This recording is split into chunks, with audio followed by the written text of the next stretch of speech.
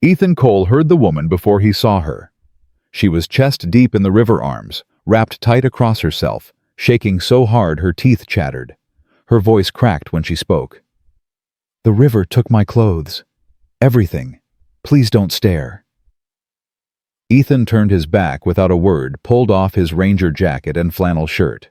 He tossed the shirt toward the water's edge. "Take it," he said. She caught it with trembling hands, and when he finally turned around after she'd climbed out, his shirt hung past her thighs and she was bleeding. Scratches covered her legs like she'd crawled through hell, and in her eyes was something worse than embarrassment. Terror. She wasn't swimming. She was running. "Before we go any further, I need to ask you something. If this story moves you, please hit that subscribe button and turn on notifications. And here's what I'd love to know. Leave a comment telling me what city or country you're watching from. I want to see how far these stories travel, how many lives they touch." Now, let's go back to that river where everything changed. Ethan didn't move closer. The woman stood there, dripping, wearing his shirt like armor, holding herself together with her arms. Her dark hair was plastered to her shoulders. Her bare feet were caked with mud and blood. "You okay?" Ethan asked. "I don't know." Her voice was small, broken. Ethan had heard that voice before. In Afghanistan, from civilians who'd just survived bombings. From his wife Sarah during those last terrible weeks. It was the voice of someone who'd run out of fight. "What happened?" he asked. She shook her head. "I was swimming. The current pulled my clothes downstream. I couldn't catch them." Ethan glanced at the river. It was September. The water was cold but calm.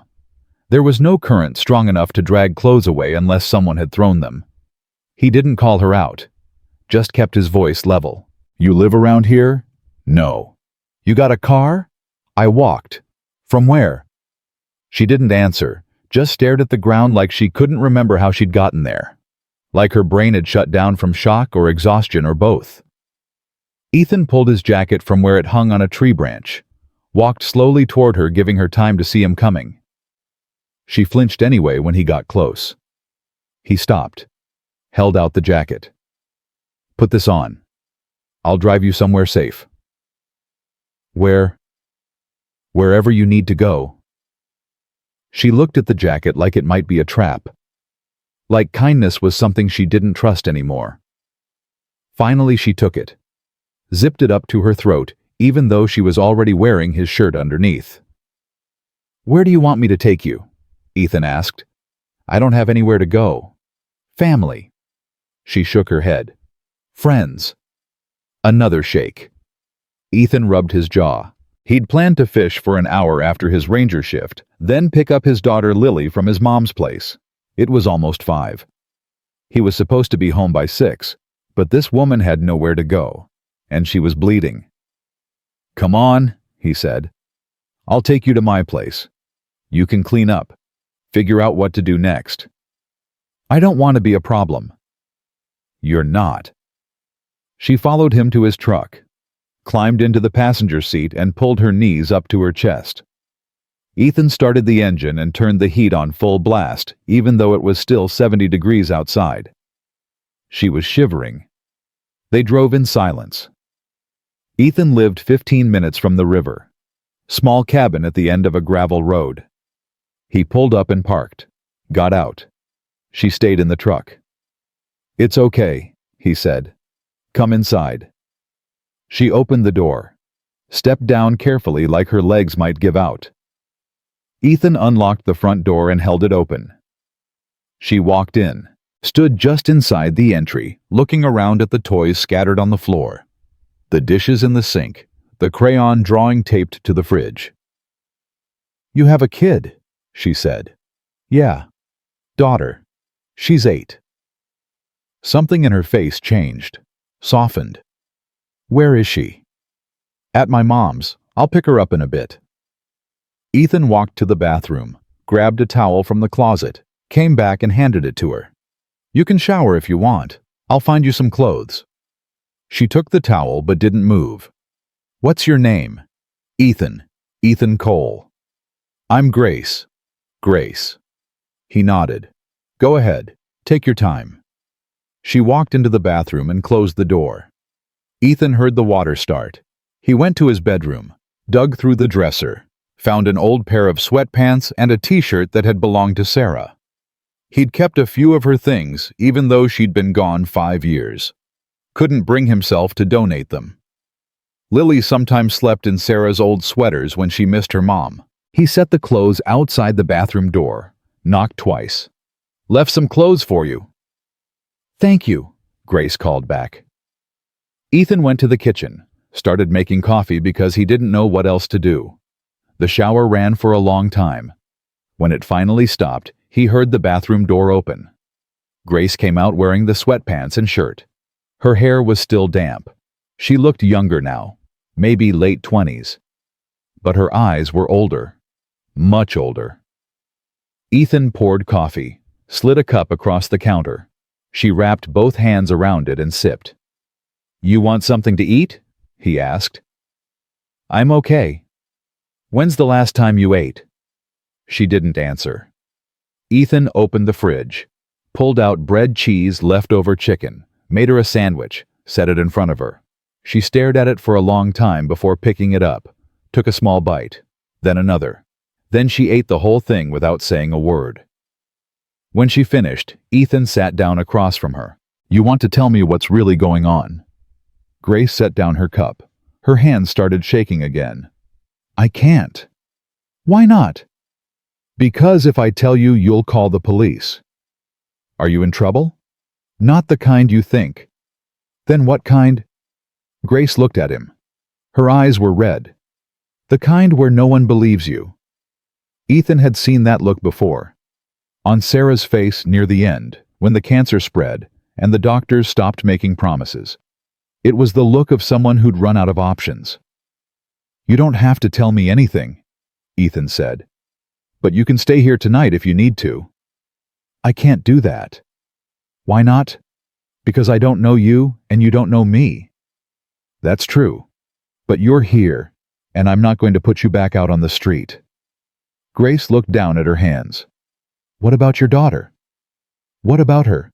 "You don't know anything about me. I could be dangerous." Ethan almost laughed. She barely weighed 100 pounds. She looked like a strong wind could knock her over. "You're not dangerous," he said. "How do you know?" "Because dangerous people don't ask permission." Grace's lips twitched, not quite a smile. "I'll sleep on the couch, just for tonight. You can take the guest room. It's small, but it's clean." "Thank you." Ethan stood. "I need to pick up Lily. You okay here for 20 minutes?" Grace nodded. Ethan grabbed his keys, headed for the door, then stopped and turned back. "Grace." She looked up. "Lock the door behind me." She nodded again. Ethan walked out, heard the deadbolt click behind him. He drove to his mom's house 3 doors down. Lily was sitting on the porch with Grandma Jean coloring in a book. When she saw the truck, she jumped up and ran toward him. "Daddy!" Ethan scooped her up and spun her around. She giggled. God, he loved that sound. It was the only thing that kept him sane some days. "Hey, Professor, how was your day?" "Good. I made a volcano in science class, and it exploded everywhere, and Miss Carter said it was the best one." "That's my girl." Jean walked over, drying her hands on a dish towel. She was 62, strong as oak, had raised Ethan alone after his dad left when he was 3. "You're late," she said. "I know. Something came up." "What kind of something?" Ethan glanced at Lily. Didn't want to talk about it in front of her. "Just something. I'll explain later." Jean studied his face. She'd always been able to read him. "You're not wearing a shirt." Ethan looked down. He'd forgotten he'd given Grace both his shirt and his jacket. He was standing there in just his undershirt. "Long story." "I'm sure it is." Jean kissed Lily on the forehead. "You be good for your daddy." "I'm always good." "That's debatable," Ethan said, tickling her. She squealed. They drove home. Lily chattered the whole way about school, about her best friend Emma, about the hamster in their classroom that bit the mean kid who poked it. When they pulled up to the cabin, Lily unbuckled her seatbelt. "Daddy, whose car is that?" There was no car, just Ethan's truck. "What car, baby?" "The one that was here before. I saw it when we drove up." Ethan's stomach tightened. What did it look like? Black, shiny. He looked around, saw nothing. "You sure?" "Yeah." It was right there. She pointed to where his truck was parked. Ethan's hand went to his hip, where his service weapon usually sat. But he wasn't on duty, wasn't armed. He grabbed his phone instead. Texted his mom. "Did you see a black car near my place?" Jean responded immediately. "No." "Why nothing?" "Never mind." He got out, walked around the truck, checked the driveway, the trees. Saw nothing unusual. Maybe Lily had seen a neighbor's car. Maybe she'd imagined it. "Come on," he said. "Let's go inside." They walked up to the door. Ethan unlocked it. Grace was sitting on the couch, hands in her lap. She looked up when they entered. Her face was pale. "Grace, this is my daughter Lily. Lily, this is Grace. She's staying with us for a little while." Lily stared at Grace. Kids were like that, honest, curious, no filter. "Hi," Lily said. "Hi." Grace's voice was barely a whisper. "Why are you wearing my mom's shirt?" Ethan winced. "Lily." "It's okay," Grace said. "Your dad let me borrow it. I had an accident." "What kind of accident?" "I fell in the river." Lily's eyes went wide. "Did you almost drown?" "Almost." "My dad saved you." Grace looked at Ethan. "Yeah, he did." Lily walked over to Grace and climbed onto the couch next to her. "My dad's good at saving people. He was a soldier. He saved lots of people." "Lily," Ethan said, "give Grace some space." "It's okay," Grace said again. She looked at Lily. "What's your favorite subject in school?" "Art. I like to draw." "Me too." "Really? What do you draw?" "All kinds of things. Animals, people, trees. I draw unicorns mostly, and dragons, and sometimes my daddy." Grace smiled. It was small, but real. "That sounds wonderful." Ethan made dinner. Spaghetti with jarred sauce because that was all he knew how to make that Lily would actually eat. They sat at the small kitchen table together. Lily talked nonstop about school, about her art project, about how her dad couldn't braid hair properly, no matter how many times she showed him. Grace laughed, actually laughed. It changed her whole face. After dinner, Lily wanted to show Grace her room. Grace followed her. Ethan cleaned up the dishes and listened to them talking. Lily was asking Grace about her favorite color, her favorite animal, her favorite food. Grace answered each question patiently. When Lily came back downstairs for her bath, she whispered to Ethan, "I like her daddy. She's nice."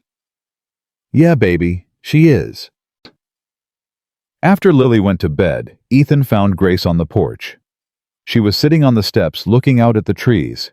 He sat down next to her. "Thank you," she said. "For what?" "For this. For not asking questions. For just helping." "You don't have to thank me." "Yes, I do. Most people wouldn't." Ethan didn't know what to say to that, so he just sat there with her. Finally, Grace spoke again. "Can I ask you something?" "Sure." "Your wife, Lily's mom, what happened to her?" Ethan took a breath. "Cancer, ovarian. By the time they found it, it had spread everywhere. She fought for 18 months, died when Lily was 3. "I'm sorry." "Me too." "Do you miss her?" "Every day. But it gets easier." That's what everyone says, and they're right. It does get easier. Doesn't hurt less, but you learn to carry it better. Grace nodded. "I lost my parents when I was 19. Car accident. I know what you mean about carrying it." "Is that why you're alone?" "No family." "Yeah, it was just the 3 of us. After they died, I tried to build a life. Thought I had." Her voice went hard. I was wrong. Ethan waited. Didn't push. Grace pulled her knees up to her chest. His name is Marcus. Marcus Westfield. We met 2 years ago. He was everything I thought I wanted. Successful. Confident. Charming. He proposed after 6 months. I said yes. She paused. Ethan stayed quiet. That's when it changed. He started controlling everything. My money, my phone, who I could see, where I could go. I thought it was just him being protective. Thought it would get better after we got married. But it didn't. It got worse. He'd get angry over nothing, slap me, shove me, blame me for making him do it, said I was too sensitive, said I was lucky he put up with me. Ethan's jaw clenched. He'd seen domestic violence cases before. Hated them. Hated men who used their strength to hurt people weaker than them. I tried to leave 3 months ago. Grace continued. He broke my wrist, told the hospital I fell. They believed him because he's a prosecutor. He has connections, power. When I tried again, he had me arrested for assault. Said I attacked him when I was just trying to get away. His friends dropped the charges, but it's on my record now. So you ran. Last week. Used my last paycheck to buy a bus ticket. Got off in Asheville. Started walking. Just kept walking until I found that river. And your clothes. Grace looked at him. I threw them in, all of it. My purse, my phone, everything he'd given me. I wanted to be clean of him. Wanted to wash it all away. Ethan understood. Does he know where you are? I don't know. Maybe. He always finds me. Not this time. You can't promise that. Then I'll make sure of it. Grace shook her head. You don't understand what he's capable of. I've seen men like him before, in the military. Guys who thought power meant they could do whatever they wanted. They always underestimated what regular people would do to stop them. Ethan, he's a prosecutor. He has lawyers, cops, judges. What do you have? Ethan looked at her. I have the truth, and I'm not afraid of him. Grace stared at him. Why are you doing this? You don't know me. I know enough. What do you know? I know you're brave. I know you climbed out of a river and asked a stranger for help, even though you were terrified. I know you ate dinner with my daughter and made her laugh. I know you're here. That's enough. Tears filled Grace's eyes. I don't deserve your kindness. Yes, you do. Everyone deserves kindness. They sat there in silence. Then Grace spoke again so quietly, Ethan almost missed it. What if he finds me? What if he hurts Lily? He won't. I won't let him. You can't protect us from everything. Watch me. Grace looked at him. Really looked at him. You mean that? Every word. She reached over and took his hand. Her grip was cold, but strong. They sat like that for a long time, not talking, just being. Inside the house was quiet. Lily was asleep. The dishes were done. Everything was normal. But Ethan knew this feeling, the calm before the storm. He'd felt it in Afghanistan before firefights. Felt it before Sarah got her diagnosis. Felt it now. Something was coming. He just didn't know when. At 10 o'clock, Grace went to the guest room. Ethan gave her fresh sheets, showed her where the bathroom was, told her to wake him if she needed anything. She nodded. Ethan? Yeah. Thank you. For believing me. For not thinking I'm crazy. You're not crazy, and you're safe here. She closed the door. Ethan went to his own room. Lay down on top of the covers. Stared at the ceiling, thought about Grace, about Marcus Westfield, about how much he hated men who hurt women. His phone buzzed. Unknown number. Ethan's stomach dropped. He answered. Hello? Silence. Hello, he said again. Then a man's voice, smooth, confident, cold. Is Grace there? Ethan sat up. Who is this? Someone who's very worried about his fiancée. She's not well. She ran away. I'm trying to find her. Bring her home. She doesn't want to go home. She doesn't know what she wants. She's confused. She needs help. She doesn't need your help. And you do. Some ranger playing hero. Ethan's blood went cold. How do you know who I am? I know everything about you, Ethan Cole. Army medic. Discharged 2012. Wife died 2019. Daughter Lily, age 8, attends Riverbend Elementary. Mother Jean Cole lives 3 houses down. You work as a park ranger. Make $42,000 a year. Barely scraping by. Think you can protect Grace from me? Ethan's hand tightened on the phone. Stay away from us. Or what you'll call the police. Tell them what? That I called asking about my missing fiancé. They'll laugh at you. Grace has a record now. Assault. Mental instability. Who do you think they'll believe? I'll believe her. That's enough. Marcus laughed. You're going to regret this. Both of you. The line went dead. Ethan sat there, phone in hand, heart pounding. Marcus had found them. Already. Less than 6 hours. He got up, checked the locks on all the doors, all the windows, went to his closet, pulled out his service weapon and loaded it, kept it in the safe by his bed, but made sure he knew the combination by heart.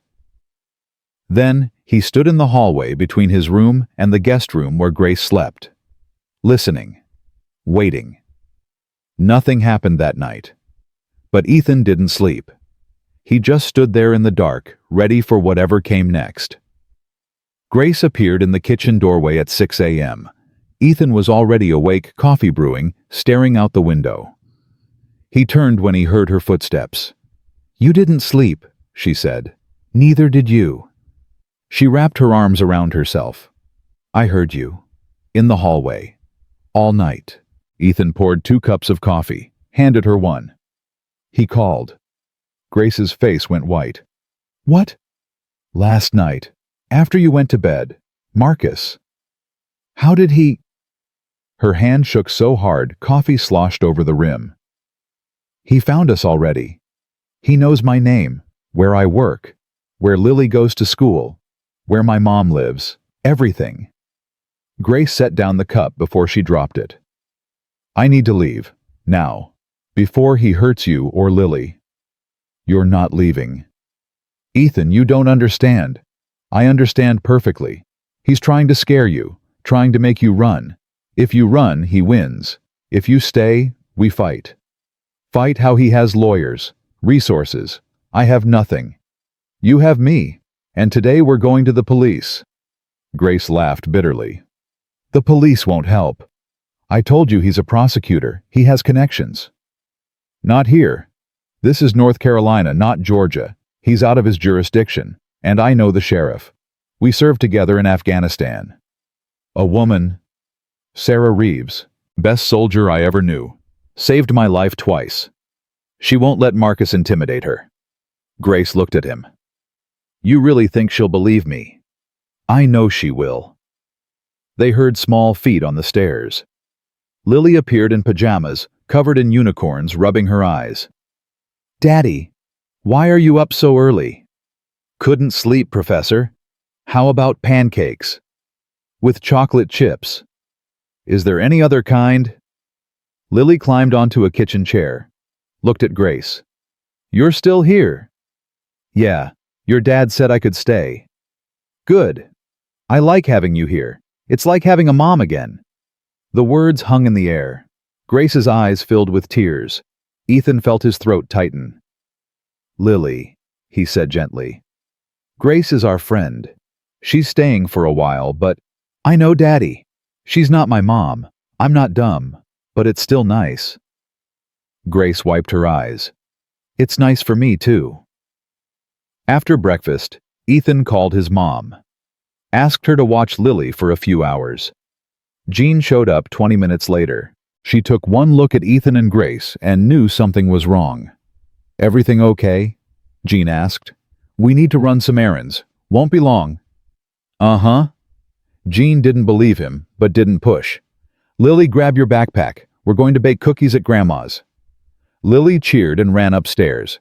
Jean looked at Ethan. You need help with whatever this is. Not yet, but I might. I'm here when you do.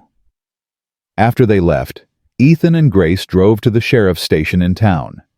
The building was small brick American flag out front. Ethan held the door open for Grace. She hesitated. I can't do this. Yes, you can.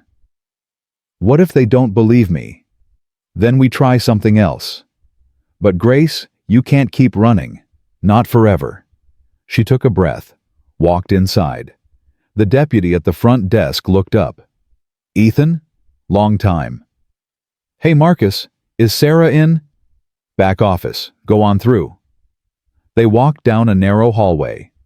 Ethan knocked on a door marked Sheriff Reeves. Come in? They entered. Sarah Reeves sat behind a desk covered in paperwork. She was 45, lean and tough hair pulled back tight. When she saw Ethan, her face broke into a smile. Cole, what brings you here? Need your help. Sarah's smile faded. She looked at Grace. This official? Yeah. Sit down. They sat. Ethan let Grace tell the story. All of it. Marcus, the abuse, the escape, the phone call last night. Sarah didn't interrupt, didn't question, just listened and took notes. When Grace finished, Sarah set down her pen. You have any proof photos of injuries, medical records? Some, from when he broke my wrist. But he told the hospital I fell. That's okay, we can get those records. What about texts? Emails. I threw my phone in the river. Sarah nodded.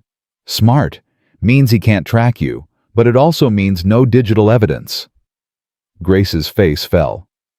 So you can't help me? I didn't say that. Sarah leaned forward. I said we don't have digital evidence, but we have your testimony. We have the phone call to Ethan. We have pattern of behavior. That's enough to file for an emergency protective order.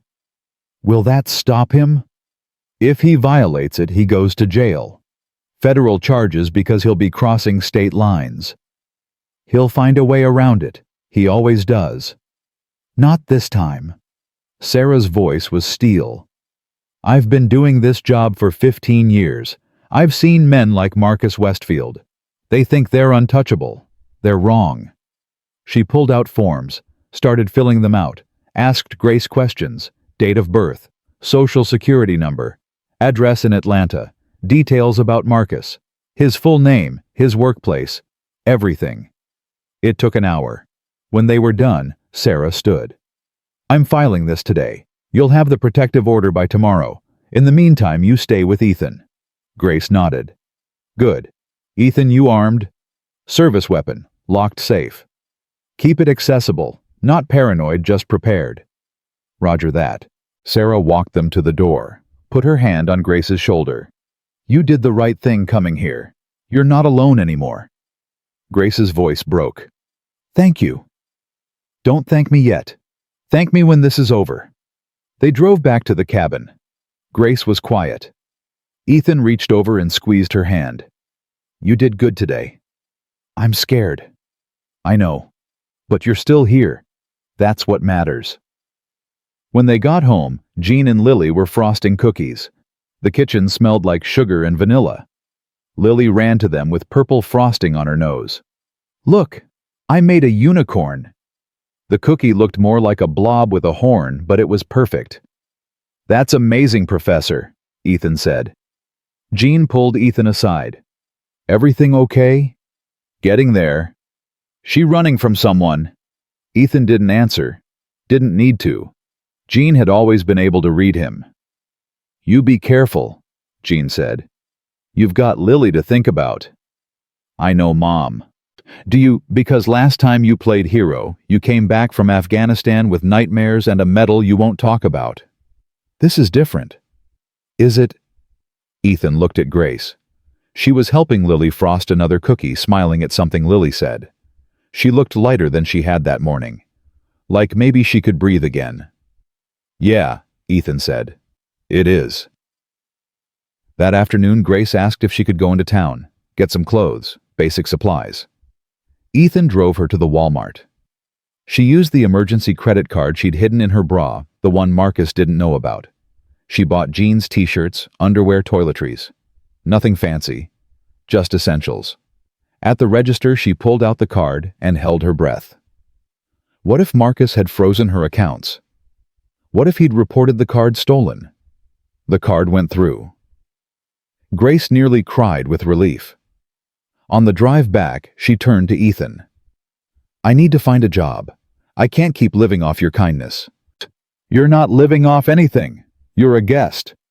Guests don't stay forever. You planning to leave? Grace looked at him. I don't know. Are you asking me to stay?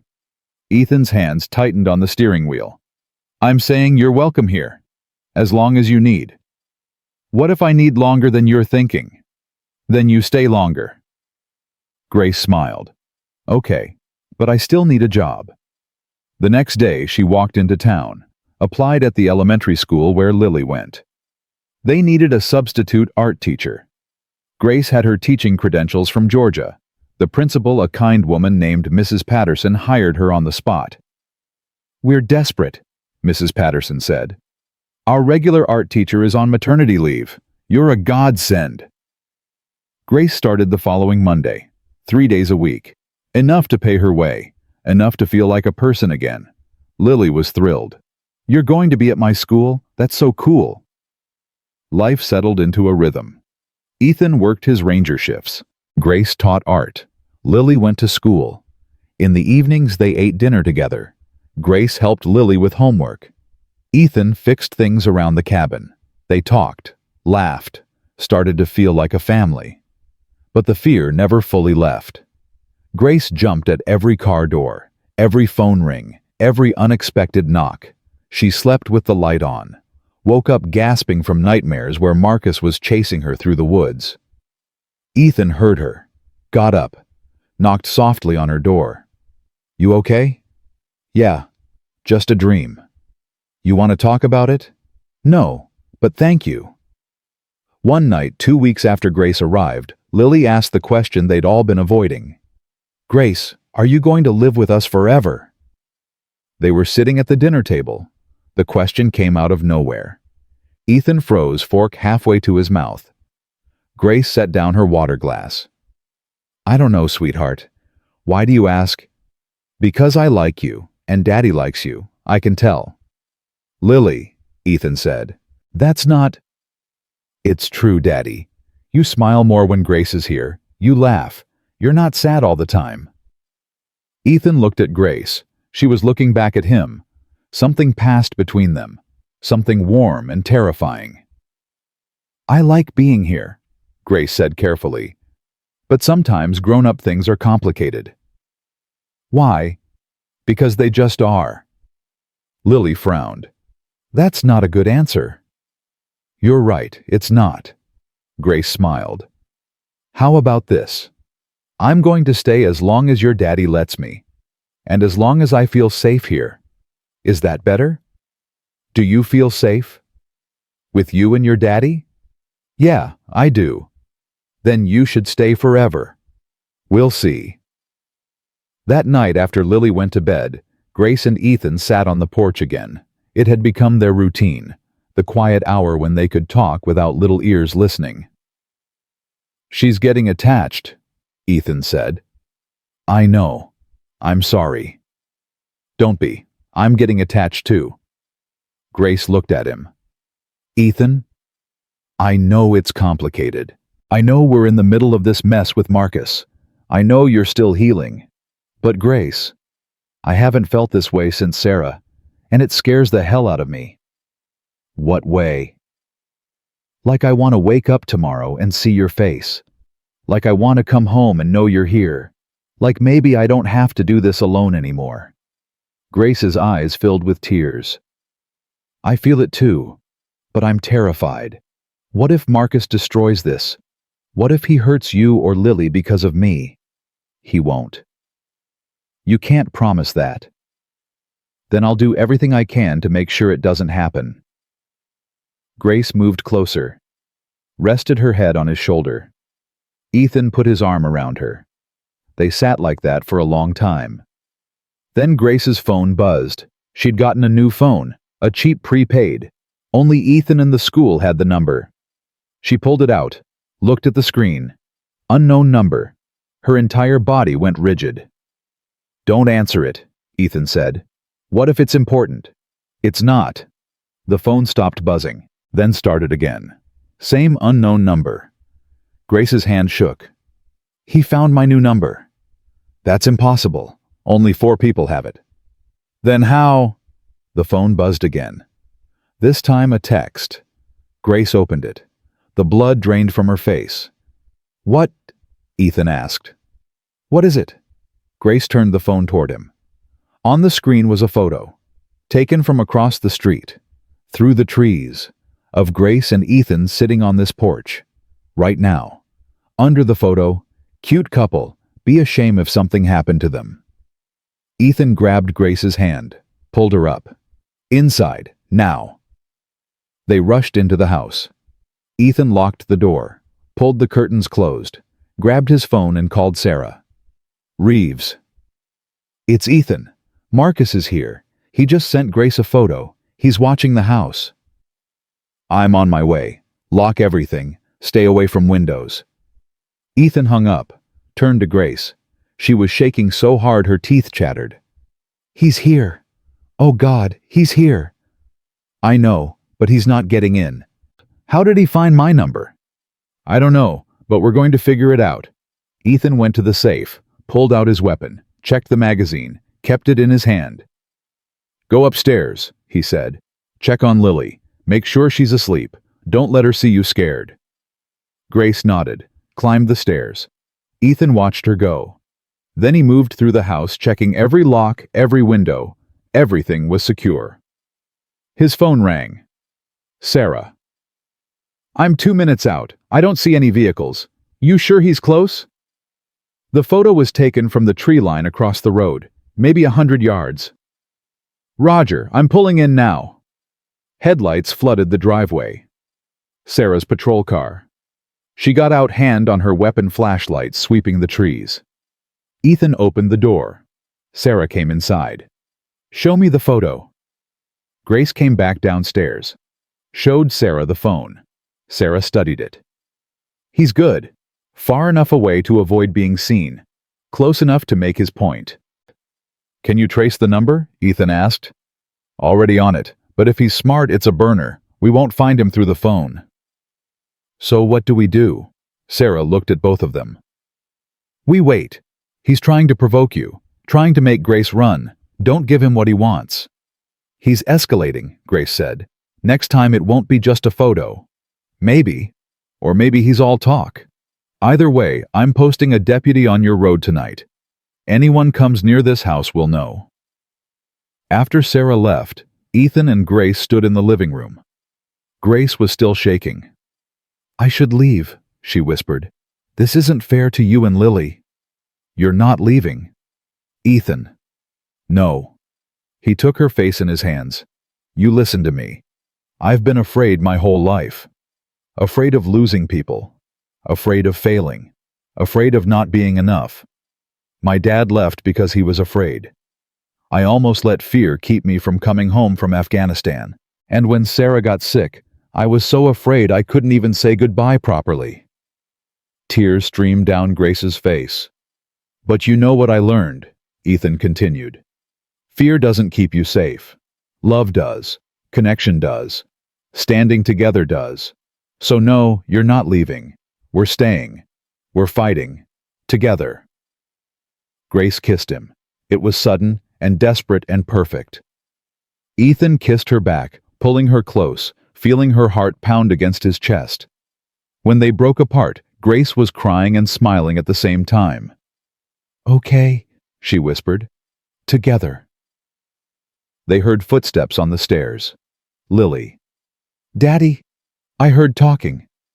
Are you okay?" Ethan and Grace pulled apart. Ethan walked to the stairs. "We're fine, Professor. Just talking.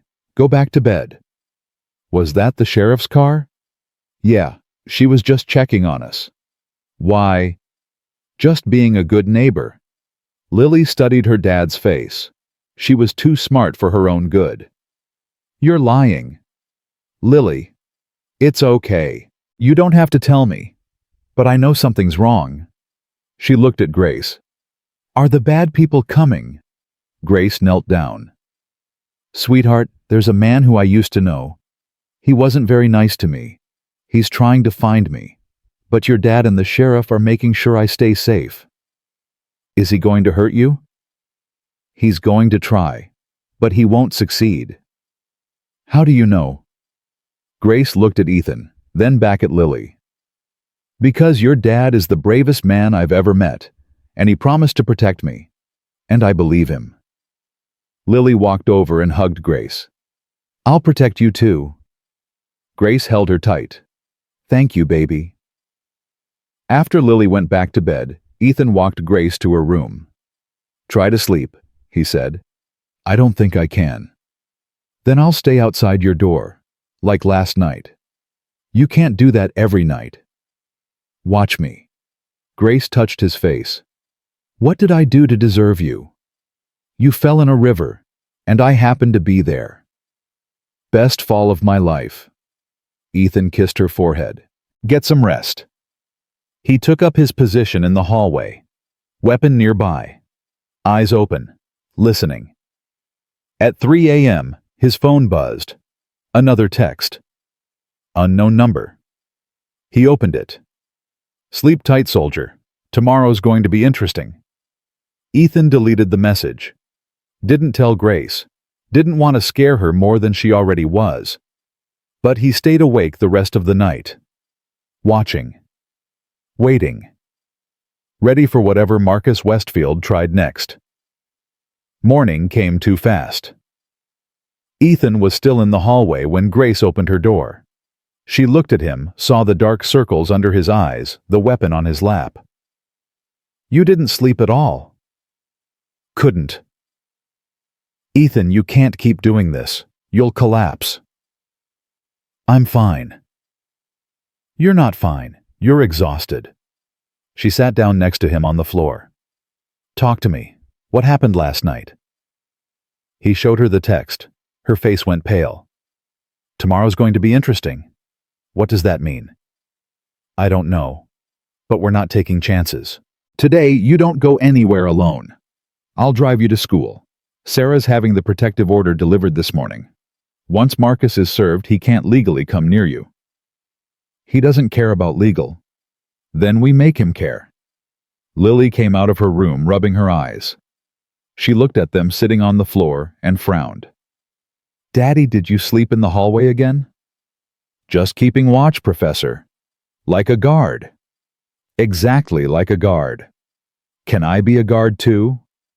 Your job is to be 8 years old. Let me handle the guarding. They went downstairs. Ethan made breakfast. Scrambled eggs, toast, orange juice. Normal things. Routine. But his hand kept going to his phone, checking for messages. Checking for threats. At 7:30, Sarah called. Marcus Westfield was served with the protective order 20 minutes ago. At a hotel in Asheville. He's been ordered to stay 500 feet away from Grace at all times. Violation is a felony. He'll violate it. Probably. But now we have legal backing. He makes one wrong move, he goes to jail. Thanks, Sarah. Be careful today. Ethan drove Grace to school. Walked her to the door, even though she insisted she'd be fine. I'm not leaving you vulnerable, he said. Ethan, there are kids everywhere. Teachers. He won't try anything here. You don't know that. Grace kissed his cheek. I'll be okay. I promise. Go to work. Pick up Lily. I'll see you at 3. Ethan watched her walk inside. Waited until she was out of sight. Then drove to the ranger station.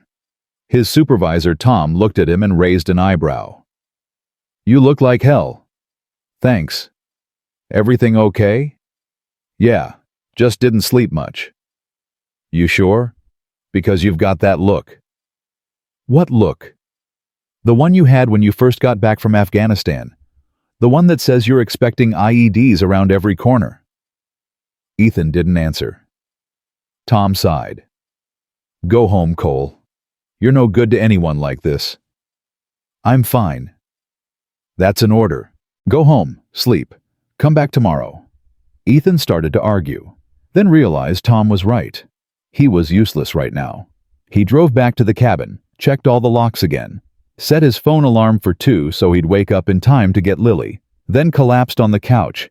He was asleep in seconds. He woke to his phone ringing, grabbed it. Unknown number. He answered. Hello. Silence. Then Marcus's voice, smooth, calm, terrifying. She looks good today. That blue dress, very pretty. Ethan's blood turned to ice. Where are you? Close enough to see her, far enough that your sheriff friend can't find me. You're violating the protective order. Am I? I'm just making a phone call, not a crime. Stay away from her. Or what, you'll protect her. You're home asleep, soldier. She's alone, vulnerable. I could walk right into that school and take her. Who's going to stop me? I am. You're 15 minutes away. I'm 15 feet. Do the math. The line went dead. Ethan was off the couch and out the door in seconds. Jumped in his truck. Dialed Grace. No answer. Tried again. Nothing. Dialed the school office. Riverbend Elementary. This is Ethan Cole. I need to speak to Grace Bennett, now. She's teaching. Can I take a message? No. Get her out of the classroom, right now. Tell her it's an emergency. Sir, I can't just... Do it. He hung up. Drove faster than he should have. Ran 2 stop signs. Made it to the school in 8 minutes. Parked and ran inside. The secretary was standing in the hallway with Grace. Grace's face was white. What's wrong? She asked when she saw Ethan. Marcus called. He's here. Watching you. What where? I don't know. But he described what you're wearing. He knows where you are. The principal, Mrs. Patterson, appeared. What's going on? We need to lock down, Ethan said. There's a man with a protective order against him. He's on the property. Mrs. Patterson didn't hesitate. Hit the intercom. Code red. All teachers lockdown procedures, now. The hallways filled with teachers rushing kids into classrooms. Doors slamming. Locks clicking. Grace grabbed Ethan's arm. Lily? Where's Lily? She's safe. She's in class. We need to get her. She's safer in there with her teacher. Marcus doesn't know about Lily. You don't know that. A crash from outside. Glass breaking. Then a fire alarm. Mrs. Patterson's face went pale. That's the East Wing, near the art room. Grace's art room. He's trying to flush you out, Ethan said. Stay here. I'm not letting you go alone. Grace. I said no. They ran toward the East Wing. Smoke was billowing from under a door. Ethan tried the handle. Locked from the inside. Marcus, Grace shouted. I know you're in there. The door opened. Marcus Westfield stood there. Tall, handsome, perfectly dressed, even with smoke behind him. He smiled. Hello, Gracie. Grace's whole body went rigid. Ethan stepped in front of her. You're in violation of a protective order. Leave now, or I'm calling the police. Call them. I'll be gone before they arrive. I'm just here to talk to my fiancé. I'm not your fiancé, Grace said. Her voice shook, but she stood tall. I'm never going back to you. Yes, you are. This little game is over. You've made your point. Now come home. No. Marcus's smile faded. Grace, don't make this difficult. You've already made it difficult. You hit me. You controlled me. You tried to destroy me. I'm done. You think you're done? You think you get to decide when we're done? Marcus stepped forward. Ethan moved to block him. Marcus laughed. What are you going to do, soldier? Hit me in a school with cameras everywhere? Ethan's fists clenched. I don't need to hit you. I just need to keep you away from her until the police get here. And how long will that take? 5 minutes, 10. Plenty of time for us to chat. Sirens in the distance. Marcus heard them too. His face hardened. Fine. You want to play it this way, I'll ruin you, Grace. I'll tell everyone about your past, about your parents, about the drinking, about how unstable you are. I don't have a past like that and you know it. Doesn't matter. By the time I'm done, no one will believe you. You'll be the crazy ex-girlfriend who stalked me, who made up stories, who ruined a good man's reputation. People will believe me. Will they? Or will they believe a respected prosecutor with 10 years of service and community awards? You're a nobody, Grace. A teacher. You think you matter? Grace's eyes filled with tears, but her voice stayed steady. I matter to the people who love me. That's more than you'll ever have. Marcus lunged. Ethan caught him, slammed him against the wall. Marcus swung. His fist connected with Ethan's jaw. Ethan's head snapped back, but he didn't let go. You're done, Ethan said. You hear me, done. Police burst through the doors. Sarah in the lead, weapon drawn. Marcus Westfield on the ground now. Marcus looked at Sarah, at Ethan, at Grace, then smiled. This isn't over. He dropped to his knees. Sarah cuffed him. Marcus Westfield, you're under arrest for violation of a protective order, criminal trespassing, arson, and assault. You have the right to remain silent. They dragged him away. Grace collapsed against the wall. Ethan caught her. It's okay. You're okay. He's gone. Is he? Or is this just the beginning? Sarah came back. Everyone okay? Yeah, Ethan said. But how did he get in? Pulled the fire alarm on the east side. When teachers evacuated, he walked in through the confusion. Smart. He started a fire. Small one. We got it out. No real damage. Sarah looked at Grace. You need to make a formal statement. He assaulted Ethan in front of witnesses. That's another charge. What if he makes bail? Grace asked. I'm recommending no bail. He violated a protective order within 12 hours of being served. Judge won't like that. You don't know that. I know Judge Martinez. She hates guys like Marcus. He's staying behind bars. After the police left, Mrs. Patterson found them. Grace, take the rest of the day. Take the rest of the week if you need. We've got substitutes. I'm okay. No, you're not. And that's fine. Go home. Be with your family. Grace nodded. Ethan walked her to the truck. They sat in the parking lot for a long time, neither of them speaking. Finally, Grace said, He called this my family. Mrs. Patterson, she called you and Lily my family. Is that okay? Yeah, it's more than okay. They picked up Lily from school. She ran to them, eyes wide. Daddy? There was a lockdown. It was scary. I know, baby, but everyone's safe now.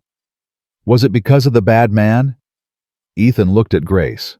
Grace knelt down in front of Lily. Yes, but the police took him away.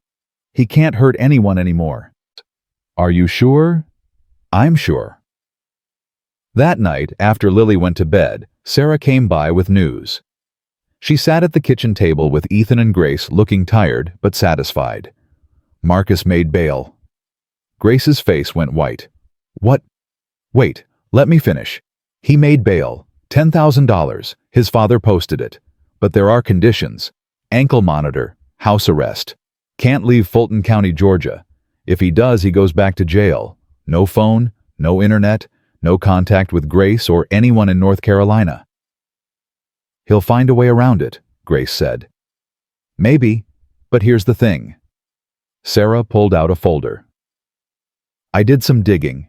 Marcus Westfield has been investigated before. 3 times. 3 different women filed complaints. All of them were dropped. Why?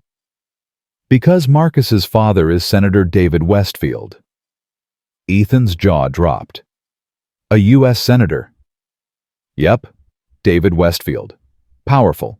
Connected. Has a reputation for making problems disappear, including his son's criminal behavior. So Marcus has been doing this for years. At least 10. Probably longer. I reached out to the 3 women. 2 wouldn't talk. But the third, her name is Diana Reyes. She's willing to testify. She wants Marcus in prison. Grace's eyes widened. She'll testify? Against Marcus? Against a senator's son? Yeah, she will. And if she does, the other two might find their courage too. This could be bigger than we thought. What do? We build a case. We get all three women together. We show a pattern. We prove Marcus is a serial abuser, and we make sure he goes to prison for a long time. Grace was shaking. I can't ask them to do that, to put themselves through that. You're not asking. They're volunteering. Diana said, and I quote, "That bastard destroyed my life. I'm returning the favor." Ethan took Grace's hand. You're not alone in this. You never were. Why would they help me? They don't even know me. Because you did what they couldn't. You ran. You survived. You fought back. You're the one who finally made Marcus face consequences. They want to help finish what you started. Grace started crying. I don't know if I'm strong enough for this. You are, Ethan said. You're the strongest person I know. 2 days later, Sarah arranged a meeting. Diana Reyes drove up from Atlanta. She was 32, a lawyer poised and professional. But when she saw Grace, her mask cracked. You're the one who finally got him arrested. I just ran away. You ran away and pressed charges. That's more than I did, more than any of us did.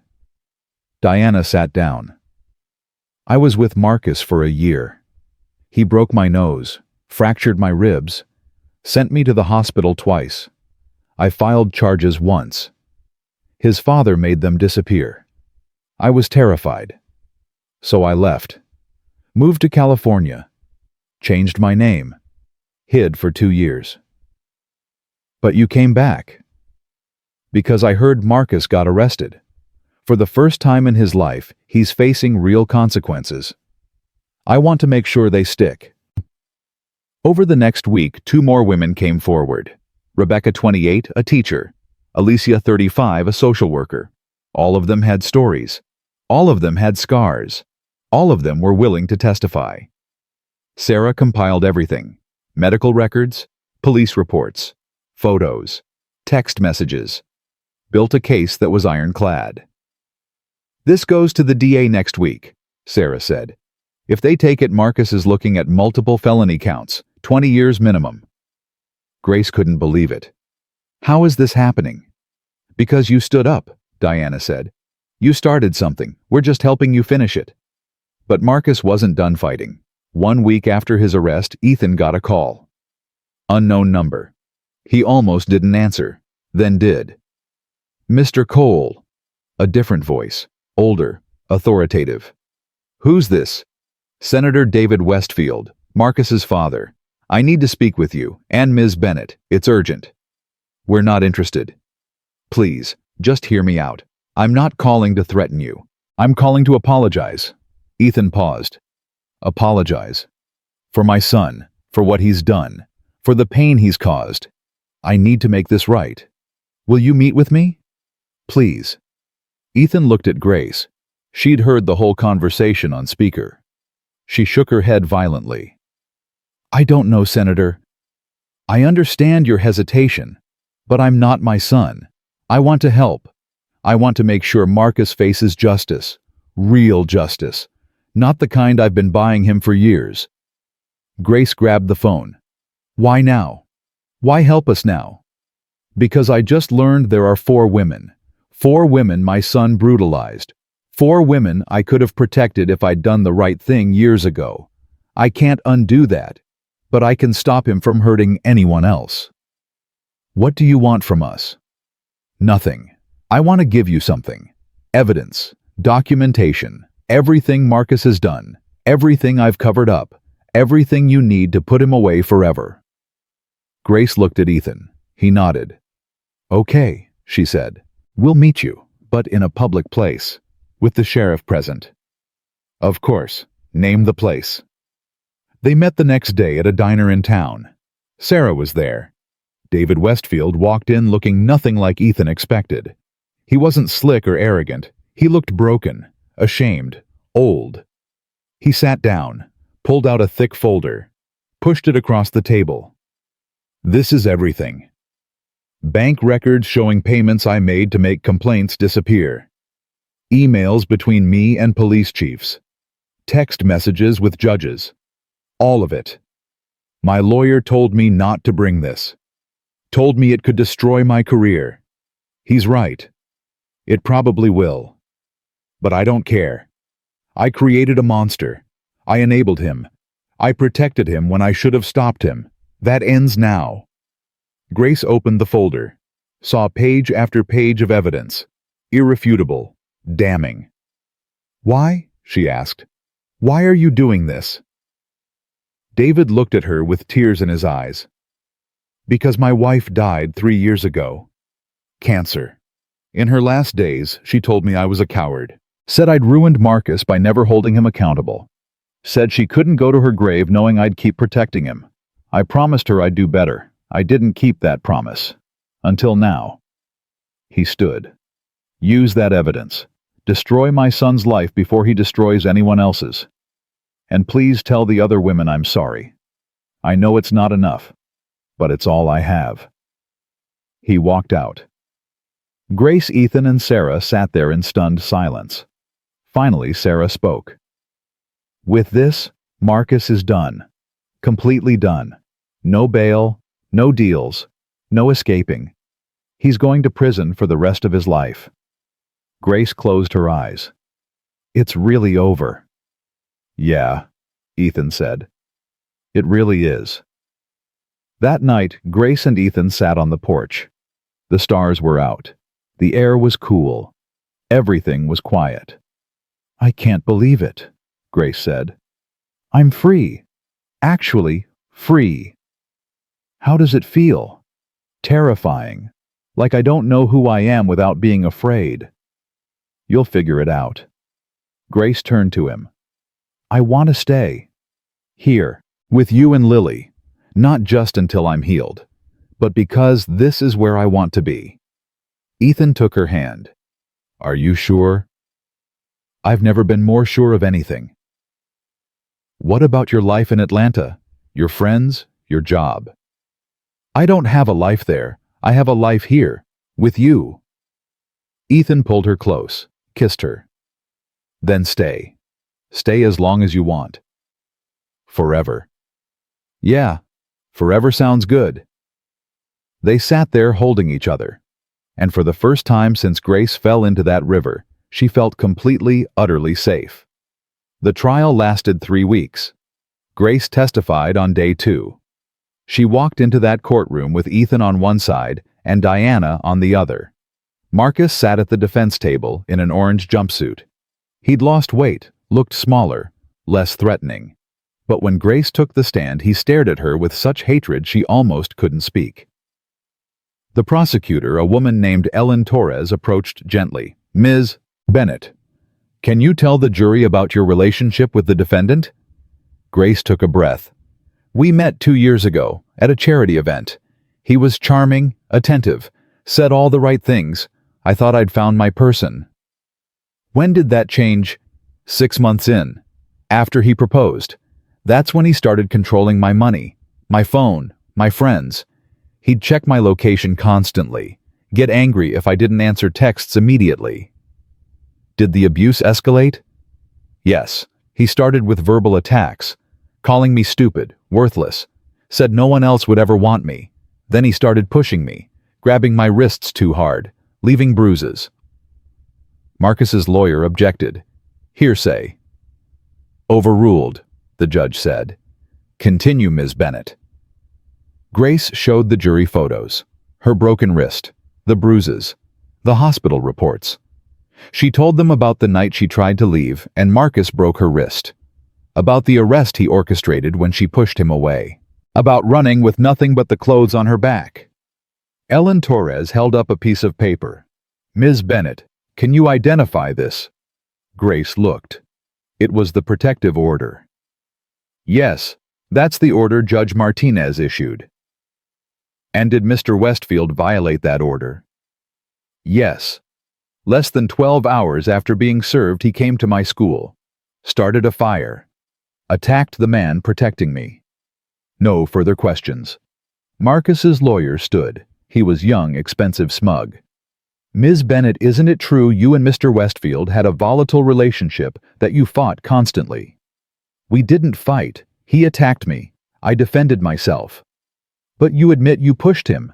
When he was choking me, yes. So you were violent too. Grace's voice stayed steady. When someone is trying to kill you, defending yourself isn't violence.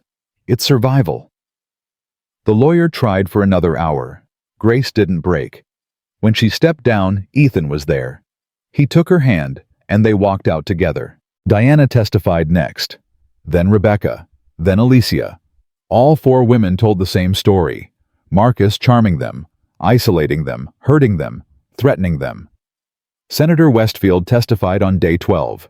He brought the evidence, admitted to covering up his son's crimes, admitted to bribing officials, admitted to everything. Marcus's lawyer tried to discredit him. Senator, you're willing to destroy your own son. David looked at Marcus. I'm willing to stop protecting a monster. There's a difference.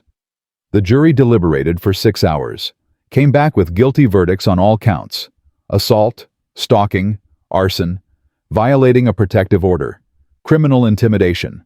The judge sentenced him to 25 years. No parole. Marcus stood when the sentence was read, looked at Grace. This isn't over. The judge slammed her gavel. Yes, Mr. Westfield, it is. Bailiff, remove the defendant. They dragged him out. Grace watched him go, felt Ethan's arm around her, heard Diana crying with relief, saw Rebecca and Alicia hugging. It was over, actually over. Outside the courthouse, reporters swarmed. Grace didn't want to talk to them, but Diana did. Marcus Westfield spent 10 years terrorizing women. Today, justice finally caught up with him. And I want every woman out there who's being abused to know this: you're not crazy. You're not weak. You're not alone. Run, fight, survive, and we'll be here to help you. The cameras loved it. The story went national. Grace's face was everywhere. She hated it.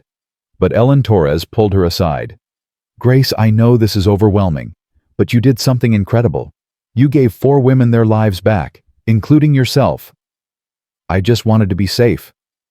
And now you are. Go home. Live your life. Be happy. Ethan drove them back to North Carolina. The drive was quiet. Grace stared out the window, processing everything. Finally, she spoke. I don't feel different. I thought I would. Thought I'd feel lighter. But I just feel numb. That's normal. You've been running on adrenaline for months. Now that it's over, your body's shutting down. When does it stop? Eventually. Give it time. When they got home, Lily ran out to meet them. She'd been staying with Jean. Now, she threw herself at Grace. You're back. Did you win? Grace knelt down. Yeah, sweetheart. We won. So the bad man is gone forever. Forever. Lily hugged her so hard Grace almost fell over. Good. Now you can stay and be my mom. Grace froze, looked at Ethan.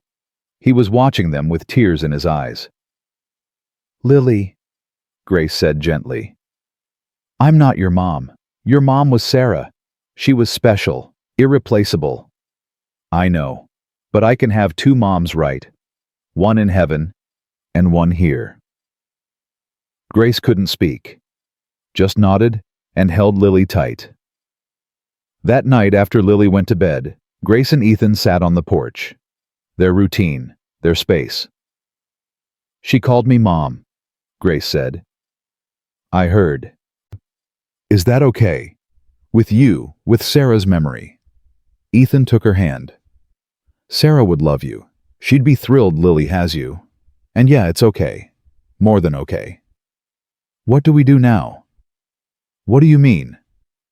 The trial's over. Marcus is in prison. I don't have to hide anymore. I could go back to Atlanta, get my old life back. Ethan's hand tightened on hers. Is that what you want? No, but I need to know what you want.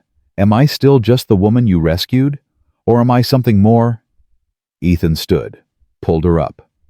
Grace, you stopped being the woman I rescued about 5 minutes after I met you. Now you're the woman I love. The woman I want to wake up next to every morning. The woman who makes my daughter laugh and my house feel like a home. You're everything. Grace's eyes filled with tears. You love me. I've loved you since you climbed out of that river wearing my shirt and refused to be ashamed. Since you stood up to Marcus in that school. Since you survived hell and came out stronger.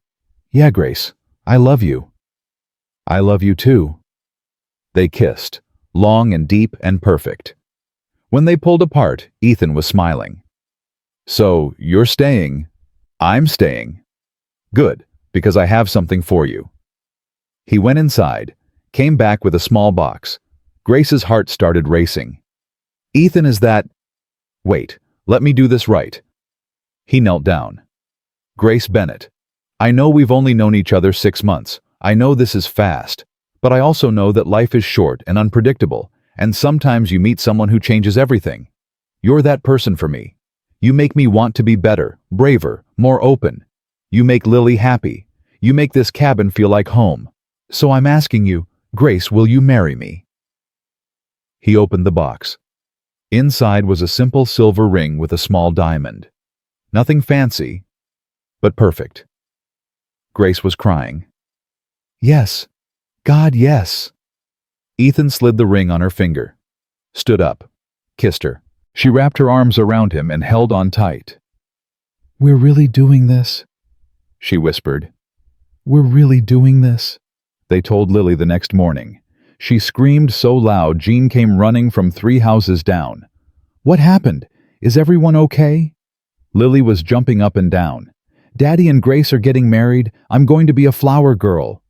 Jean looked at Ethan, then at Grace, then smiled. Well, it's about damn time.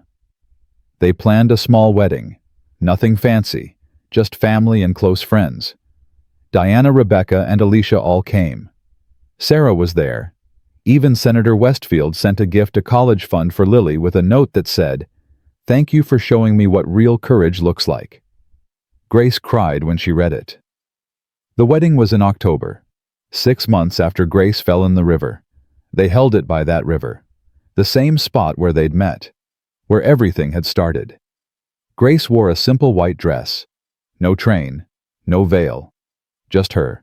Lily stood next to her in a purple dress holding flowers. Ethan wore his dress uniform. Jean officiated. She'd gotten ordained online just for this. We're gathered here today to witness the marriage of 2 people who prove that sometimes the worst moments of our lives lead to the best. Ethan and Grace didn't meet in some romantic way. They met in crisis, in fear, in desperation. But they chose each other anyway. Chose love over fear. Chose together over alone. And that's what marriage is. Choosing each other. Every single day. Even when it's hard. Especially when it's hard. She looked at Ethan. Do you take Grace to be your wife? To love her, protect her, and stand by her no matter what comes? I do. Grace, do you take Ethan to be your husband? To love him, trust him, and build a life with him no matter what comes? I do. Then by the power vested in me by the internet, I now pronounce you husband and wife. Ethan, kiss your bride. He did. Everyone cheered. Lily threw flower petals everywhere. Diana was crying. Rebecca and Alicia were hugging. At the reception held in Jean's backyard with folding tables and homemade food, Grace gave a speech. 6 months ago, I fell into a river. I was running. Scared. Broken. I didn't think I'd survive. But then a man stopped to help me. He gave me his shirt, his home, his heart. He gave me everything when I had nothing. And now I have a family. I have love. I have a future. Ethan, you saved my life. Now let me spend the rest of it showing you what that means. Ethan stood. Grace, you saved mine too. I was just existing before you, going through the motions. But you reminded me how to live, how to feel, how to hope. You and Lily are my whole world. And I promise to spend every day making sure you both know it. They danced, ate cake, laughed. For the first time in 6 months, Grace felt completely, utterly happy. Later that night, after everyone left after Lily fell asleep in Jean's guest room, Ethan and Grace went back to the cabin. Their cabin now. Their home. Grace stood in the doorway. "I'm scared." "Of what?" "That I'll wake up and this will all be a dream. That I'm still in that river. Still running. Still alone." Ethan pulled her inside. "You're not dreaming. You're here. You're safe. You're loved. And you're never going to be alone again. Promise. Promise." They went to bed. Not to the guest room, to their room, together. And for the first time in her adult life, Grace fell asleep feeling completely safe. 3 months later, Grace got a letter. From Marcus. She almost threw it away without reading it. But curiosity won. She opened it. Inside was a single page. Marcus's handwriting. "Grace, I'm writing this because my therapist says I need to take accountability. So here it is, I was wrong. I hurt you. I hurt others. I thought I owned you. I thought my power meant I could do whatever I wanted. I was wrong about all of it. I don't expect you to forgive me. I don't deserve forgiveness. But I want you to know that I'm getting help. Real help. And I hope one day I can be the kind of man who doesn't destroy everyone he touches. I hope you're happy. I hope you have the life I could never give you. I hope you forget I exist. You deserve that." Grace read it twice, then showed Ethan. "What do you think?" she asked. "I think he's trying. Doesn't undo what he did. But it's something." "Should I write back?" "Do you want to?" Grace thought about it. "No, I don't need his apology. I don't need his approval. I don't need anything from him. He's part of my past. You and Lily are my future." She threw the letter in the fire, watched it burn, felt something release in her chest. "It's really over now," she said. "Yeah, it is." 4 months later, on a Saturday morning, Grace woke up feeling sick. She ran to the bathroom, threw up. Ethan heard her, came in. "You okay?" "I don't know. Must be something I ate." But it happened again the next day, and the day after that. Lily looked at her over breakfast. "Grace, are you pregnant?" Grace choked on her coffee. "What? No. I'm just—" "Why would you ask that?" "Because that's what happened when Emma's mom was pregnant. She threw up every morning." Ethan and Grace looked at each other. "I'll get a test," Ethan said. 20 minutes later, Grace was staring at 2 pink lines. Pregnant. She was pregnant. She walked out of the bathroom, showed Ethan the test. He stared at it for a long time. "We're having a baby," he said. "Are you okay with that?" He pulled her close. "Okay, Grace. After Sarah died, I thought I'd never have this again. Never have another child. Another chance. And now," his voice broke, "now I get to do it all over again. With you." "Yeah, I'm okay with that." Lily ran into the room. "Am I going to be a big sister?" Grace laughed through tears. "Yeah, sweetheart, you are." Lily screamed. "Yes, I'm going to teach them everything. How to draw, how to ride a bike, how to make Daddy laugh. All of it," Grace said. "You'll teach them all of it." That night, Grace and Ethan sat on the porch. She had her hand on her still flat stomach. He had his hand over hers. "Boy or girl?" he asked. "I don't care, as long as they're healthy." "What should we name them?" Grace thought. "If it's a girl, what about Sarah, after your wife?" Ethan's eyes filled. "You'd do that." "She was Lily's mom. She deserves to be remembered. And maybe a boy could be River, since that's where we met."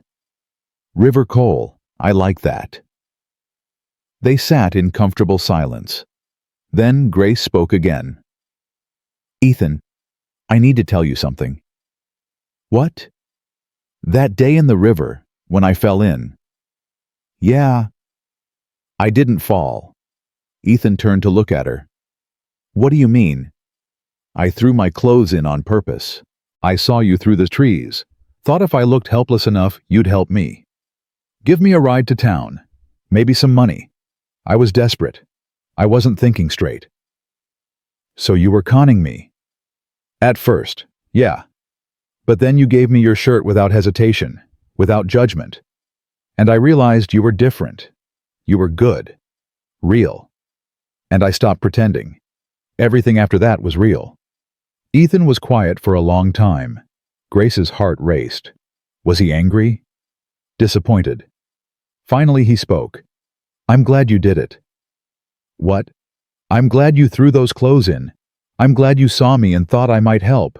Because it gave me you. Gave me this. Gave me everything. Grace started crying. You're not mad. Why would I be mad? You were surviving, doing what you had to do, and it led us here, to this moment, to our family, to our future. I wouldn't change any of it. He kissed her. She kissed him back. And in that moment, Grace finally understood what home meant. Not a place, not a building, but a person, a family, a choice to love even when it's scary. Especially when it's scary. 8 months later, Grace went into labor. It happened fast. Too fast to make it to the hospital 20 miles away. Ethan delivered their baby. In their bedroom. With Lily watching from the doorway holding Jean's hand. A girl, healthy, perfect, screaming at the top of her lungs. She's got your temper, Ethan said, handing the baby to Grace. Grace held her daughter and cried. Happy tears, grateful tears, tears for everything she'd survived to get to this moment. Sarah Grace Cole, she whispered. Welcome home, baby girl. Lily came over, looked at her new sister. She's so tiny. You were this tiny once. Can I hold her? Grace looked at Ethan. He nodded. Grace carefully placed baby Sarah in Lily's arms. Support her head, just like that. You're a natural. Lily looked down at her sister with so much love, Grace's heart hurt. Hi, Sarah. I'm your big sister. I'm going to protect you and teach you everything and make sure nobody ever hurts you, because that's what family does. Ethan put his arms around Grace. They watched their daughters together.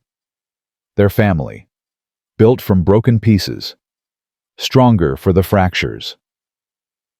We did it, Grace whispered. We did. I love you. I love you too. And outside, the river flowed. The same river where Grace had fallen, where Ethan had stopped, where everything had changed. It flowed steady and sure, carrying water from the mountains to the sea, just as it always had, just as it always would. Because some things were constant. Some things were forever. And love, real love, the kind that saves you and heals you and makes you whole, was one of them. Sarah Grace Cole was 2 weeks old when Grace got the call.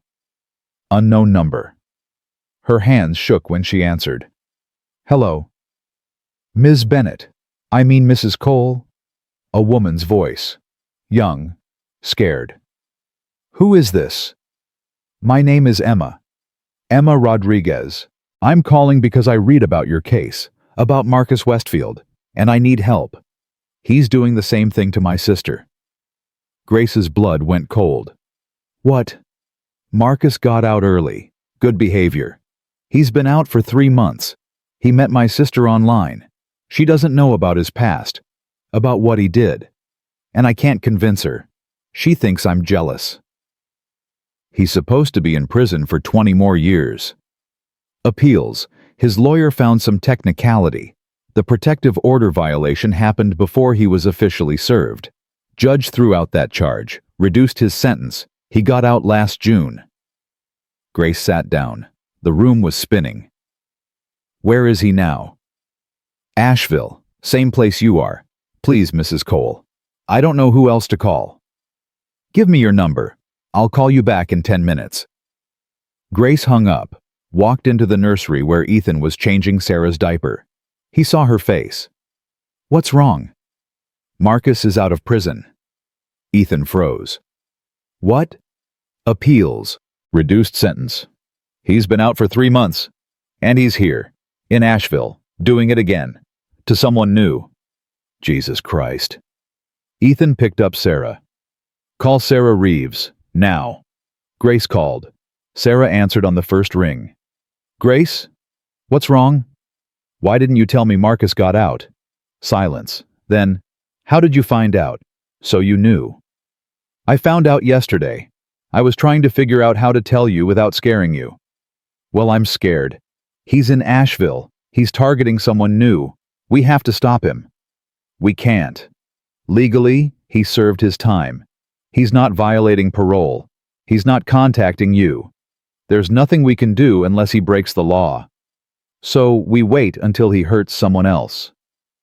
"Grace, I hate this as much as you do. But my hands are tied." Grace hung up, looked at Ethan. "We're on our own." Then we warn her. This Emma's sister. We tell her everything. Grace called Emma back. "I need to meet your sister, face to face." "She won't listen to you." "Then I'll make her listen." They met 2 days later at a coffee shop. Emma brought her sister Christina. She was 26, beautiful, confident. Wearing an expensive watch Grace recognized. Marcus had bought her one just like it. Christina sat down, arms crossed. "I'm only here because Emma won't shut up about you." Grace understood. She'd been that woman once. Defensive, protective of Marcus, convinced everyone else was wrong. "I was engaged to Marcus Westfield," Grace said. "He broke my wrist, fractured my ribs, had me arrested when I tried to leave. I ran away with nothing and hid in North Carolina. He found me, violated a protective order, got arrested and convicted, went to prison." Christina's face was stone. "He told me about you, said you were mentally unstable, that you made everything up because he broke up with you." "Of course he did. That's what abusers do. They rewrite history, make themselves the victim." "Marcus isn't an abuser. He's been nothing but kind to me." "How long have you been together?" 6 months. "Has he proposed yet?" Christina hesitated. 2 weeks ago. "And since then has he started checking your phone, asking where you are, getting upset if you don't text back immediately?" Christina's jaw tightened. "He's just protective." "That's not protection. That's control." Grace leaned forward. "Christina, I'm not here to judge you. I'm here to save you. Marcus will charm you, isolate you, then hurt you, and by the time you realize what's happening, you'll be too scared to leave. You don't know him like I do. I know him better than you do. I know what he's capable of, and I'm begging you walk away now before it's too late." Christina stood. "This was a waste of time. Emma, let's go." Emma looked at Grace helplessly. "I'm sorry, I tried." "Wait." Grace pulled something from her purse. A photo. The one from the hospital when Marcus broke her wrist. "Take this, keep it, and when he hurts you, and he will remember I tried to warn you." Christina took the photo, looked at it. Her face went pale. "This is photoshopped." "It's not. Call the hospital if you don't believe me. Atlanta General, September 2023. Ask for my medical records." Christina walked out without another word. Emma followed, mouthing thank you to Grace. Ethan was waiting in the truck. "How'd it go?" "She didn't believe me." "You tried." "It's not enough. Marcus is going to hurt her, and I can't stop it." That night, Grace couldn't sleep. She kept thinking about Christina, about herself 3 years ago, about how many other women Marcus would destroy. She got up, went to her laptop, started writing a blog post about Marcus, about her experience, about surviving abuse. She published it at 2 a.m.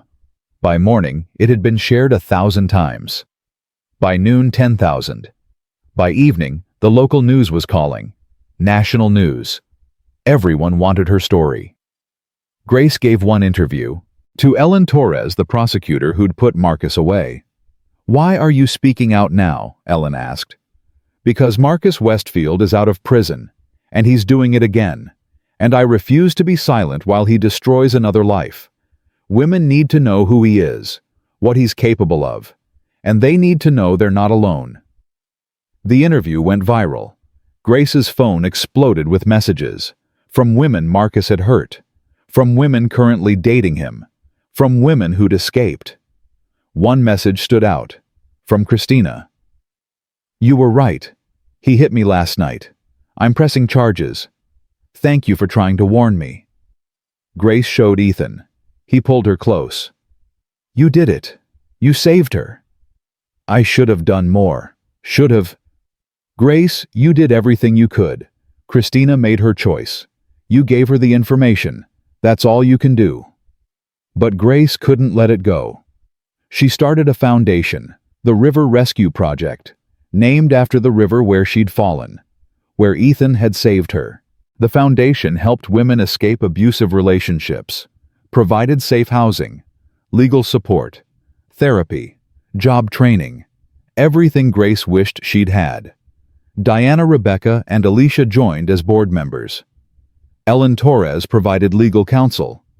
Sarah Reeves helped with law enforcement connections. Within 6 months, they'd helped 50 women. Within a year, 200. Grace worked from home, balanced motherhood with activism. Lily helped stuff envelopes. Baby Sarah slept in a carrier while Grace made calls. Ethan supported everything, took over night feedings so Grace could write grants, watched the girls so Grace could speak at events. "You're doing important work," he said. "Sarah would be proud." But Marcus wasn't done. 1 year after Christina pressed charges, Grace got another call, this time from a lawyer. "Mrs. Cole, my name is James Mitchell. I represent Marcus Westfield. My client is suing you for defamation." Grace's heart stopped. "What?" "Your blog post and subsequent interviews have damaged Mr. Westfield's reputation. He's lost his job, his social connections, his ability to date. You've destroyed his life based on false accusations." "They're not false. He went to prison for charges that were partially overturned, and he served his time. Your continued harassment constitutes defamation. We're seeking $5 million in damages." "I don't have $5 million. Then perhaps you should have thought about that before you destroyed his reputation." Grace hung up. Called Ellen Torres immediately. "Can he do this?" "He can sue. Doesn't mean he'll win. Truth is an absolute defense. Everything you said is documented. You're protected. But I'll have to fight it. Go back to court. Face him again." "Yeah, you will." Grace looked at Lily playing with Sarah on the floor, at Ethan making dinner, at the life she'd built. "I can't do it again. I can't put my family through this." "Then issue a public apology. Retract your statements. He might drop the suit." "You mean lie? Say he didn't abuse me?" "I'm not saying you should. I'm saying you could." "No, absolutely not. He wants me silent. He wants me scared. I'm done being silent. I'm done being scared. Let him sue. I'll fight him in court and I'll win." Ellen was quiet. Then, "Good, because I was hoping you'd say that. I'll represent you, pro bono." The lawsuit took 8 months. Marcus's lawyers deposed Grace, asked invasive questions, tried to paint her as vindictive and unstable. Grace answered every question calmly, showed evidence, stayed steady. The trial was quick. The judge reviewed Grace's medical records, her police reports, the testimony from the criminal trial. Marcus's own admission that he'd been convicted. "Mr. Westfield," the judge said, "you're asking this court to rule that the truth is defamatory. That's not how defamation works. Ms. Cole's statements are protected speech. Your lawsuit is frivolous, and you're lucky I'm not sanctioning you for filing it. Case dismissed." Marcus stood. "Your Honor, this woman has destroyed my life." "No, Mr. Westfield, you destroyed your life, and you destroyed hers. She rebuilt. That's the difference. Bailiff, escort Mr. Westfield out." Outside the courthouse, reporters swarmed. Grace gave a statement. "Today proves that survivors have the right to tell their stories, that speaking the truth isn't defamation, that we will not be silenced. To every woman watching who's being abused, run. Tell someone. Fight back. We'll be here to catch you." That night, Grace and Ethan celebrated with Chinese takeout and cheap wine. Lily wanted to stay up late. Sarah was teething and cranky. It was chaotic and messy and perfect. "You know what I realized," Grace said. "What? Marcus wanted to destroy me by filing that lawsuit, but all he did was give me a bigger platform. Now even more women know about the foundation. Know they have options. He made himself weaker and me stronger. He always underestimated you. Most men do, until it's too late." 3 years later, Sarah was 3 and talking non-stop. Lily was 11 and already teaching art at the community center. Grace's foundation had helped over 1,000 women. One afternoon, Grace got a letter from Marcus. She almost threw it away, but something made her open it. "Grace, this is the last time I'll contact you. I'm leaving North Carolina, moving to Oregon, starting over. I'm writing to tell you that you were right. About everything. I was abusive, controlling, dangerous. I destroyed everyone I touched. And I'm sorry. I know sorry doesn't fix anything. But I want you to know I'm getting real help now. Therapy, medication, accountability. I'll never be the man I should have been. But maybe I can be less of the monster I was? I hope you're happy. I hope you never think of me. You deserve that. Marcus." Grace read it twice, then showed Ethan. "What do you think?" "I think he's trying. Doesn't undo anything, but it's something." "Should I respond?" "Do you want to?" Grace thought about it. "No, but I want to do something." She took the letter to the river, the same spot where she'd fallen 7 years ago, where everything started. She read it one more time, then burned it. Watching the paper curl and blacken, Grace felt something release. Not forgiveness, but closure. Marcus was her past. Ethan and the girls were her future. She turned to leave and saw someone standing there, a young woman, mid-20s, wet hair, wearing clothes that were too big, shivering. "Excuse me," the woman said. "I'm sorry to bother you, but I'm lost. Do you know where the nearest shelter is?" Grace looked at her, really looked. Saw the fear in her eyes, the bruises on her wrists, the way she held herself like she might break. "What's your name?" "Maya." "Maya, I'm Grace. And yes, I know where the shelter is. But first, are you safe? Is someone hurting you?" Maya's eyes filled with tears. "My boyfriend.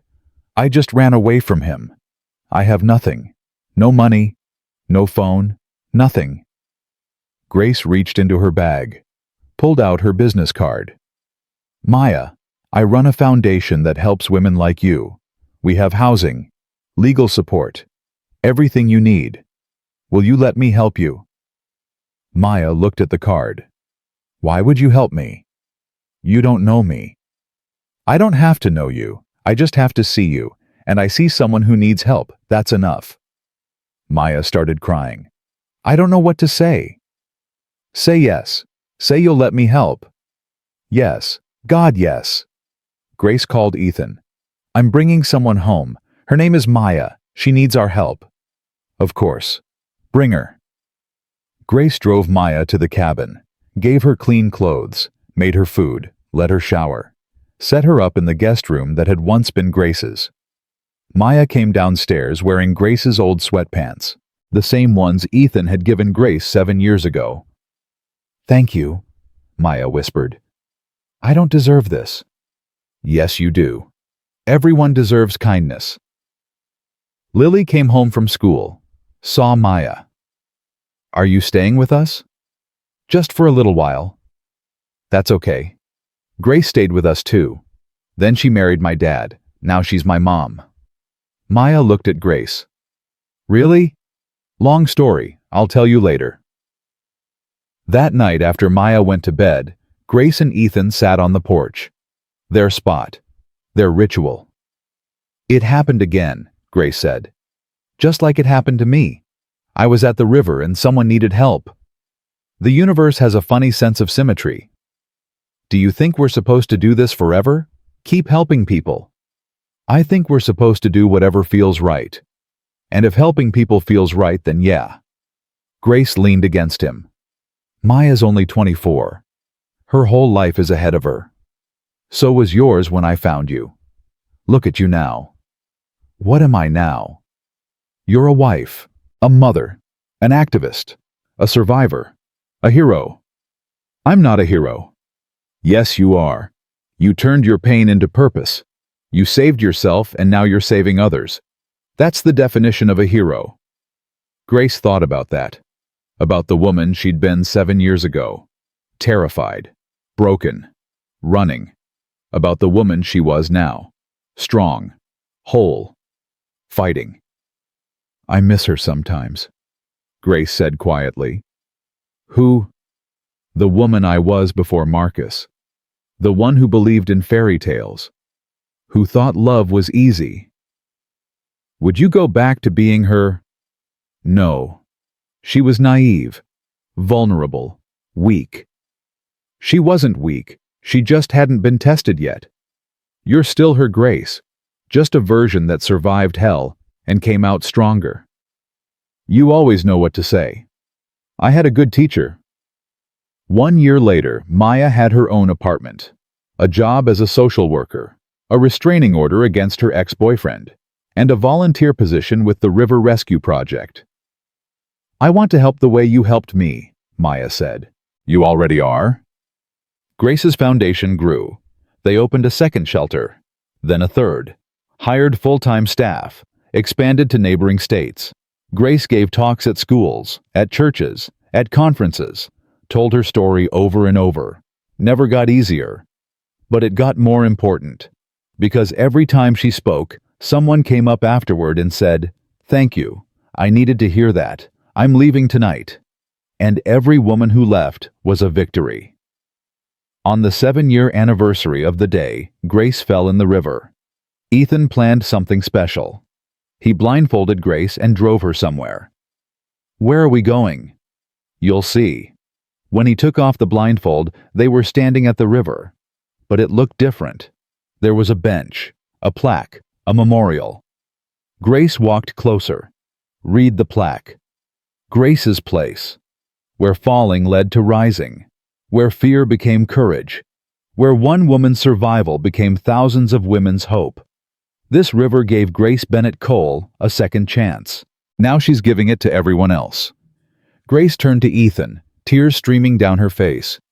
You did this? The town did. They voted unanimously. This spot is yours now, forever. Lily and Sarah ran up. Sarah was holding flowers. Mommy, we helped Daddy pick the flowers.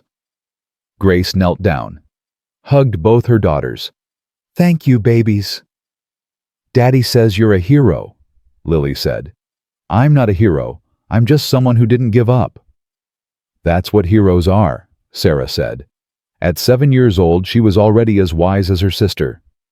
That night, the whole town came. Jean brought food. Sarah Reeves gave a speech. Diana, Rebecca, and Alicia came from out of state. Ellen Torres was there. Even Senator Westfield sent a video message. Grace Cole represents everything good in this world. She could have stayed silent, stayed hidden, stayed broken, but she chose to heal, to fight, to help others. She reminds us that our worst moments don't define us. What we do next does. The celebration lasted hours. Music played. People danced. Lily and Sarah ran around with other kids. Ethan held Grace's hand the whole time. You did this, he said. You changed this town, changed hundreds of lives. We did this. You, me, Lily, Sarah, all of us. Still, you're the one who fell in that river. And you're the one who stopped to help. That's the real story. Not that I fell, but that you stopped. I'll always stop. For you, for them, for anyone who needs help. As the sun set, Grace walked back to the memorial, sat on the bench, looked at the river flowing past. 7 years ago, she'd stood in this water, terrified, alone, hopeless. Now she sat beside it, loved, surrounded, full of hope. The river hadn't changed, but she had, and that made all the difference. Ethan came up behind her, put his arms around her. Ready to go home? Yeah, let's go home. They walked back to the truck. Lily and Sarah were already buckled and arguing about which movie to watch tonight. Jean was loading leftover food. Sarah Reeves was helping clean up. Grace looked at all of it. Her family, her friends, her community, her life. She thought about Marcus, about everything he'd taken from her, her sense of safety, her trust, her innocence. But he hadn't taken everything. He hadn't taken her will to survive, her capacity to love, her determination to help others. Those things were still hers, would always be hers, and she'd used them to build something beautiful. Grace. Ethan was holding the truck door open. You coming? Yeah, I'm coming.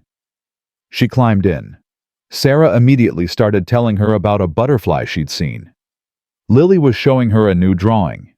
Ethan was smiling in the rearview mirror. This was her life now. Chaotic, loud, full, perfect. The river had taken her clothes that day, taken everything she'd been running with, everything Marcus had given her. But Ethan had given her his shirt, his home, his heart, his family, and she'd given herself a second chance. That was the real miracle. Not that someone had helped her, but that she'd accepted the help, that she'd chosen to stay, to fight, to rebuild, that she'd turned her falling into rising. And now, 7 years later, sitting in a truck with the 3 people she loved most in the world, driving home to a cabin that had become a sanctuary. Grace finally understood something. She hadn't just survived Marcus Westfield.